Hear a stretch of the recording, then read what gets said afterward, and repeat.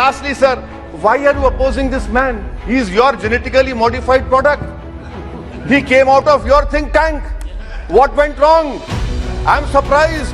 We knew that he was your man. He's still your man. Ideologically, he's the more closest to you. Maybe you want to use him for some rainy day when you're not in power. But that is a different chapter, sir. So I conclude by saying that I oppose this unconstitutional bill which violates federalism, which is part of the basic structure of our constitution. This is completely wrong. It will, and moreover, I am warning all regional parties that day is not far when Bengaluru, Chennai, Hyderabad or Mumbai can become union territories. Let us be careful. Thank you. You will be surprised to know, sir. Punjab में DGP चुनना हो तो केजरीवाल फैसला करता है, पंजाब में AGP लगना हो तो केजरीवाल फैसला करता है, चीफ सेक्रेटरी, प्रिंसिपल सेक्रेटरी सब केजरीवाल फैसला करता है। अरे हमारे पंजाब की राज्यसभा की सीटों में भी दिल्ली के लोग जाके बैठते हैं, तो ये कौन सी पावर्स की बात कर रहे हैं? जब दिल्ली जब पंजाब बाढ़ में डूबा होता है तो हमारा हेलीकॉप्टर और हमारे सिक्योरिटी गार्ड्स और हमारा मुख्यमंत्री इनका ड्राइवर बन के देश भर में घूम रहा होता है। Thank you, sir, for giving the opportunity. Sir, I stand to oppose the Government of National Capital Territory of Delhi Amendment Bill 2023. Sir, let us deal with Article 123. In 2017, Supreme Court in Krishna Kumar held that the ordinance cannot be made to serve an oblique purpose. An ordinance cannot be made to perpetrate a fraud on the constitutional process and to achieve a purportedly oblique purpose. Supreme Court has repeatedly stated ordinance making powers are not routine legislative powers and are supposed to be used solely in emergent situations. The word that has been used by Supreme Court in terms of ordinance is necessity and immediate action, which indicate that ordinance making powers are not to be used on mere whims. This is what this government has done. The court held that where ordinance making powers is based on extraneous grounds and the purpose of ordinance was to perpetrate a constitutional fraud, the courts will interfere and strike down such ordinance. I hope that third time again you lose this case in the Supreme Court. What was this ordinance if not petty politics, sir? In the garb of lawmaking within 8 days of Supreme Court judgment, the purpose was mala fide because it snatched the mandate of the electorate and gave it to an unelected civil servant. This is constitutional fraud being perpetrated in broad daylight. Sir, may I give you an example of what the government proposes to do? Sir, you are a very seasoned politician, a senior politician. Look at section 45I4. It requires that before issuing any order, a minister must submit his proposal to Chief Secretary, Chief Minister and Lieutenant Governor. And the list of that matters submitted to LG is expansive. It includes 45I4, matters likely to affect peace and tranquility of NCDT, 45I4 subsection 9, any other matter of administrative importance which the President of India may consider necessary. This basically means that before doing anything at all, the ministers will have to seek the permission of Shri Amit Shah. What use having a minister at all? Similarly, sir, let us look at section 45J subsection 3, which places a duty on the Secretary to Council of Ministers to bypass the CM and inform the LG. Similar clause 4 of 45J4 requires the department secretaries to determine that something is likely to cause controversy with the central government, Supreme Court, other state High Court. Once they have determined it, they are required to report to LG. The CM is a showpiece. He's a showboy over there.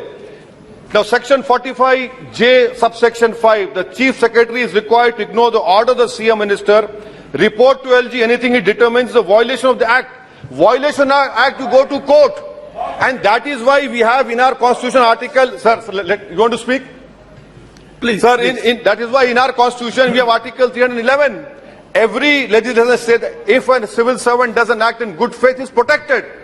But you are saying that, if you should determine what is violation, then why do we have courts? Let us go close down the courts.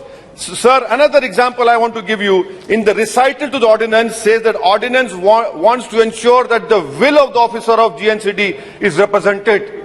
Sir, officers have no will of their own. The only will that matters in our democracy is the will of the people that is expressed through elections. This bill which you have brought is horrible, absurd, sir. I mean, this is patently absurd and horrible. Now, sir, it violates the principles of federalism. Why I say elected government is being provided for, but the administrative officers under it are answerable to the union government. To an elected appointee. Principle of federalism clearly applies in this. You have an elected government. The elected government decides the policy, not the officials. I can understand the pressure which the ministers are facing, but for God's sake, don't put your pains on other elected governments. In this way, in the blatantly wrong way, sir. Sir, and I want to the Honorable Home Minister is here. He quoted Pandit Nehru.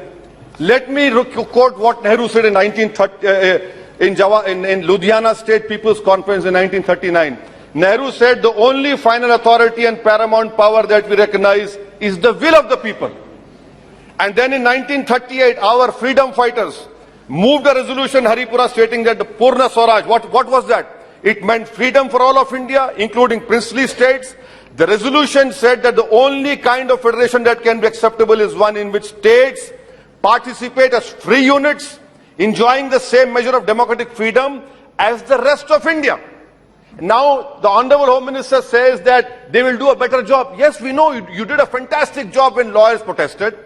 We know that you did a fantastic job by arresting only one community in Northeast Delhi riots. You did a fantastic job, which will be written in annals of history on January 26 when farmers protested.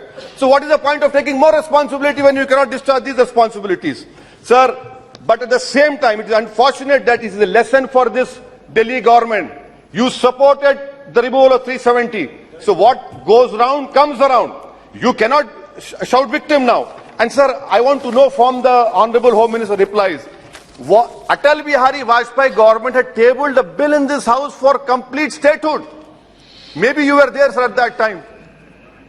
You placed a bill in this house for complete statehood. What is your policy? Why is the government demeaning the dignity of this august house? Take your political fights outside this house.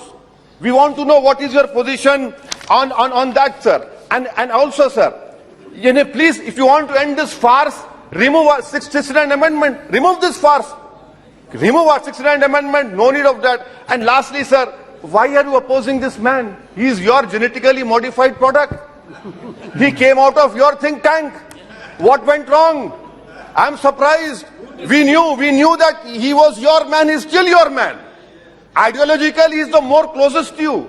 Maybe you want to use him for some rainy day when you're not in power. But that is a different chapter, sir. So I conclude by saying that I oppose this unconstitutional bill which violates federalism, which is part of the basic structure of our constitution.